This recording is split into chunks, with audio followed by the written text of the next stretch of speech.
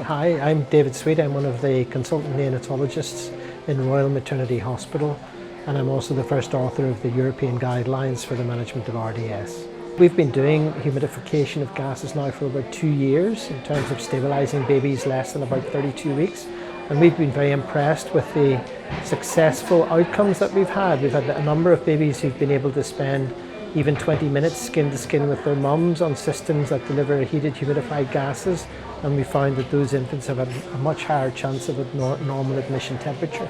There's been a couple of when put together, there's over 470 babies have been randomised less than 32 weeks.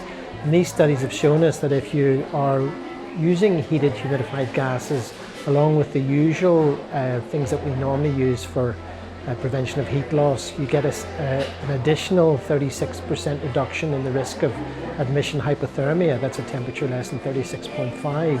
And given that we're trying to keep babies warm at all times, it seems logical that we should be trying to do this. We've known for many years that the babies who are hypothermic on admission have worse outcomes. What we don't know for definite is that if we try and increase their temperature at admission, whether that changes the outcome, because obviously babies that are sick already are going to have low temperatures. But it does seem logical, particularly in view of the fact that the studies have shown us that by improving the temperature you reduce the risk of severe IVH as well.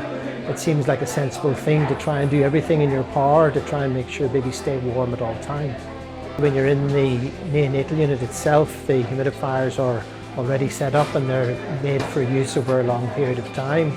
If you've got to have humidification in the delivery suite, we have to have protocols in place for filling and starting the humidification process. So it does involve a little bit of extra training for staff, but it's not an insurmountable problem. I think the staff are generally on board with the fact that it needs to be done, but there is a process of training and new things need to be learned if you have to have protocols. I think newborn stabilisation guidelines have always had in place having prevention of heat loss is one of the things that you're trying to achieve. And traditionally we've always emphasised the need for being inside plastic bags under radiant warmers in order to prevent heat loss.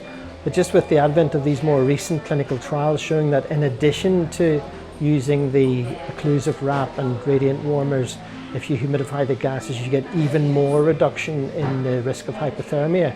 It seemed like an important thing to include it in the most recent guideline.